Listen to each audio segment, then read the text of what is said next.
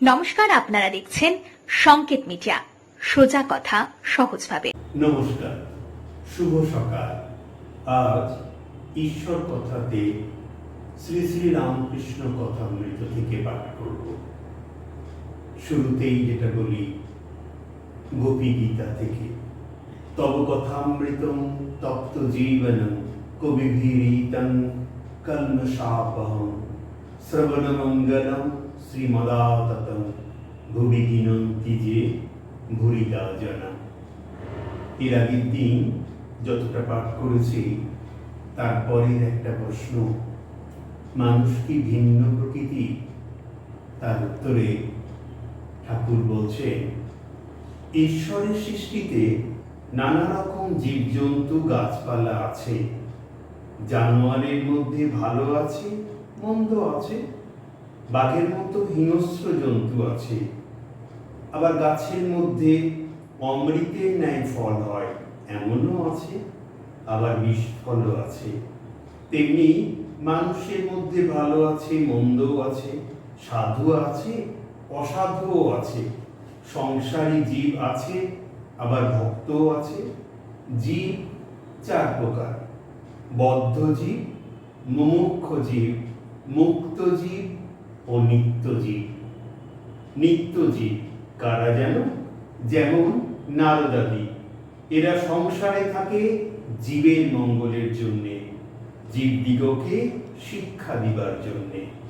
বদ্ধ জীব বিষয়ে আসক্ত হয়ে থাকে আর ভগবানকে ভুলে থাকে, ভুলেও ভগবানের চিন্তা করে না। মুমুক্ষু জীব যারা মুক্ত হওয়ার ইচ্ছা করে, কিন্তু তাদের মধ্যে কেউ মুক্ত হতে পারে, কেউ বা পারে না। আর মুক্ত জীব যারা সংসারে কামিনী কাঞ্চনে আবদ্ধ নয়, যেমন সাধু মহাত্মারা, যাদের মনে বিষয় বুদ্ধি নাই, আর যারা সর্বদা হরিপাদ পদ্ম চিন্তা করে।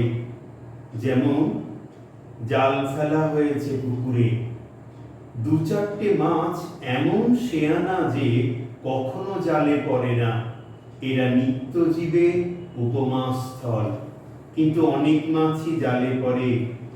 এদের মধ্যে কতকগুলি পালাবার চেষ্টা করে। এরা মুমুক্ষু জীবের উপমা স্থল, কিন্তু সবই মাছই পালাতে পারে না। দু চারটে ধপাং ধপাং করে জাল থেকে পালিয়ে যায়। তখন জেলেরা বলে, ওই একটা মস্ত মাছ পালিয়ে গেল। কিন্তু যারা জালে পড়েছে অধিকাংশই পালাতেও পারে না, আর পালাবার চেষ্টাও করে না, বরং জাল মুখে করে পুকুরের পাঁকের ভিতর গিয়ে চুপ করে মুখ গুজরে শুয়ে থাকে। মনে করে আর কোনো ভয় নাই, আমরা বেশ আছি। কিন্তু জানে না যে জেলে হড়হড় করে টেনে আড়াই তুলবে। এরাই বদ্ধ জীবের উপমা স্থল। সংসারী লোক বদ্ধ জীব। বদ্ধ জীবেরা সংসারে কামিনী কাঞ্চনে বদ্ধ হয়েছে, হাত পা বাঁধা। আবার মনে করে যে সংসারের এই কামিনী কাঞ্চনেতেই সুখ হবে আর নির্ভয়ে থাকবে। জানে না যে ওতেই মৃত্যু হবে। বদ্ধজীব যখন মরে, তার পরিবার বলে, তুমি তো চললে, আমার কি করে গেলে? আবার এমনই মায়া যে প্রদীপটাতে বেশি সলতে জ্বলছে। বদ্ধজীব বলে, তেল পুড়ে যাবে, সলতে কমিয়ে দাও। আর এদিকে মৃত্যু শয্যায় শুয়ে আছে। বদ্ধ জীবেরা ঈশ্বর চিন্তা করে না। যদি অবসর হয়, তাহলে হয় আবোল তাবোল ফালতু গল্প করে, নয় মিছে কাজ করে। জিজ্ঞাসা করলে বলে, আমি চুপ করে থাকতে পারি না, তাই বেড়া বাঁধছি। হয়তো সময় কাটে না দেখে তাস খেলতে আরম্ভ করে। সকলে স্তব্ধ। ষষ্ঠ পরিচ্ছেদ। তাহলে উপায়? সংসারে বদ্ধ জীবই তো বেশি, আমরা তো বদ্ধ জীব। ঠাকুর, কি তাহলে উপায়? উত্তরে তিনি বলছেন, বিশ্বাস। একজন ভক্ত প্রশ্ন করলেন, মহাশয়, এরূপ সংসারী জীবের কি উপায় নেই?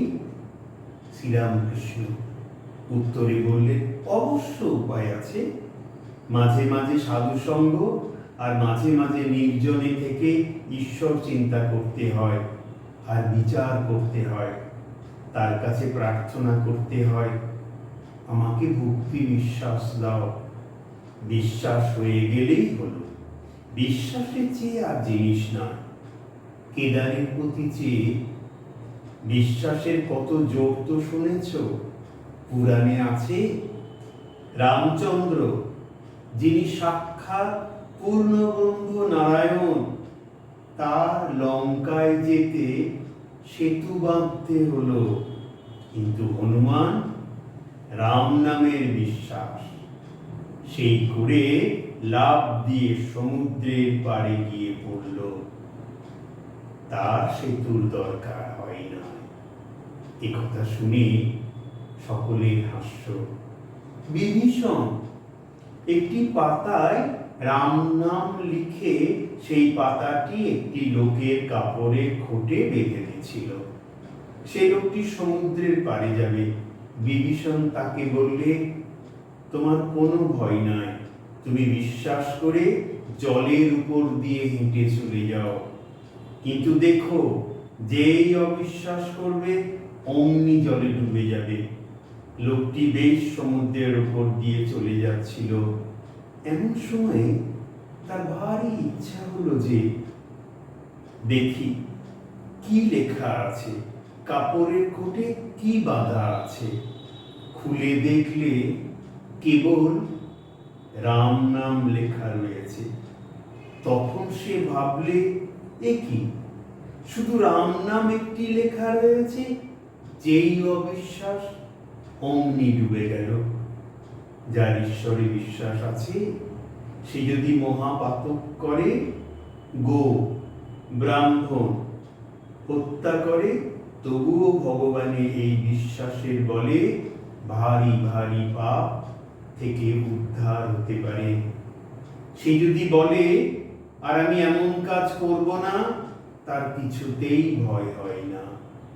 এই বলিয়া ঠাকুর গান ধরিলেন, মহাপাত ও নাম মহাত্ম।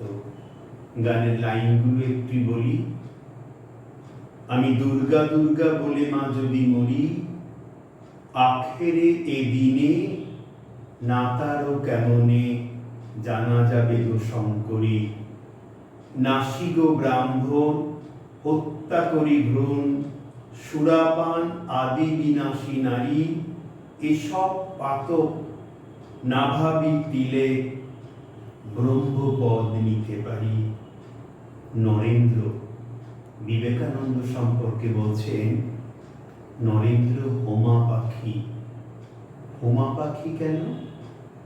এই ছেলেটিকে দেখেছ? এখানে একরকম দুরন্ত ছেলে, বাবার কাছে যখন বসে যেমন জুজুটি, আবার চাঁদনিতে যখন খেলে তখন তার আর এক ভক্তি। এরা নিত্য সিদ্ধের থাক, এরা সংসারে কখনো বদ্ধ হয় না, একটু বয়স হলেই চৈতন্য হয় আর ভগবানের দিকে চলে যায়। এরা সংসারে আসে জীব শিক্ষা দেবার জন্যে। এদের সংসারের বস্তু কিছু ভালো লাগে না। এরা কামিনী কাঞ্চনে কখনো আসক্ত হয় না। বেদে আছে হোমা পাখির কথা। খুব উঁচু আকাশে সে পাখি থাকে, সেই আকাশেতেই ডিম পাড়ে। ডিম পাড়লে ডিমটা পড়তে থাকে, কিন্তু এত উঁচু যে অনেক দিন থেকে ডিমটা পড়তে থাকে। ডিমটা পড়তে পড়তে ফুটে যায়, তখন ছানাটা পড়তে থাকে। পড়তে পড়তে তার চোখ ফোটে, ওর ডানা বেরোয়। চোখ ফুটলেই দেখতে পাই যে সে পড়ে যাচ্ছে। মাটিতে লাগলে একেবারে চুরমার হয়ে যাবে। তখন সেই পাখি মার দিকে একেবারে চোঁচা দৌড় দেয় আর উঁচুতে উঠে যায়। নরেন্দ্র উঠিয়া গেলেন। সভার মধ্যে কেদার, প্রাণকৃষ্ণ, মাস্টার ইত্যাদি অনেকে আছে। শ্রীরামকৃষ্ণ বললেন, দেখো, নরেন্দ্র গাইতে, বাজাতে, পড়াশোনায় সবটাতেই ভালো। সেদিন কেদারের সঙ্গে তর্ক করছিল। কেদারের কথাগুলো কচকচ করে কেটে দিতে লাগলো। ঠাকুর ও সকলের হাস্য। মাস্টারের প্রতি, ইংরাজিতে কি কোনো তর্কের বই আছে গো? মাস্টার উত্তরে বললেন, আগে হ্যাঁ, ইংরাজিতে ন্যায়শাস্ত্র, যাকে লজিক বলে, আছে। আচ্ছা, কিরকম একটু বলো দেখি? শ্রীরামকৃষ্ণ প্রশ্ন করলেন। মাস্টার এইবারে মুশকিলে বললেন, একরকম আছে, সাধারণ সিদ্ধান্ত থেকে বিশেষ সিদ্ধান্তে পৌঁছানো। যেমন, সব মানুষ মরে যাবে, পণ্ডিতেরা মানুষ, অতএব পণ্ডিতেরা মরে যাবে। আর এক রকম আছে, বিশেষ দৃষ্টান্ত বা ঘটনা দেখে সাধারণ সিদ্ধান্তে পৌঁছানো। যেমন, এ কাকটা কালো, ও কাকটা কালো, আবার যত কাক দেখছি সবই কালো। সিদ্ধান্তে এলো অতএব সব কাকই কালো। কিন্তু এরকম সিদ্ধান্ত করলে ভুল হতে পারে, কেননা হয়তো খুঁজতে খুঁজতে আর এক দেশে সাদা কাক দেখা গেল। আর এক দৃষ্টান্ত, যেখানে বৃষ্টি সেখানেই মেঘ ছিল বা আছে, অতএব এই সাধারণ দৃষ্টান্ত হলো যে মেঘ থেকে বৃষ্টি হয়। আরো এক দৃষ্টান্ত, এই মানুষটির 32টা দাঁত আছে, ও মানুষটিরও 32টা দাঁত, আবার যে কোনো মানুষ দেখছি তারই 32টা দাঁত আছে, অতএব সব মানুষেরই 32টা দাঁত আছে।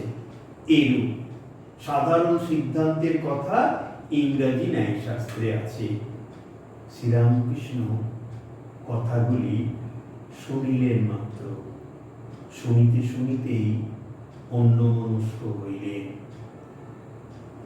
কাজেই আর এ বিষয়ে বেশি প্রসঙ্গ হইল না। আজকের বিষয়বস্তু আমাদের মতন সাধারণ মানুষ, অর্থাৎ বদ্ধ জীব, যারা সংসারে আছি। ঠাকুর তো পথ বাতলে দিয়েছেন, আর আমরা তো বিশ্বাস করি বলি ঈশ্বর কথাতে আপনাদের মতন মানুষ কান পেতে থাকে ঠাকুরের অনুধ্যান করার জন্য। আজ এই পর্যন্ত। ঠাকুর শ্রীরামকৃষ্ণের আশীর্বাদী হাত আপনাদের মাথায় পড়ুন। খুব ভালো থাকুন। নমস্কার। Subscribe our channel. Press the bell icon.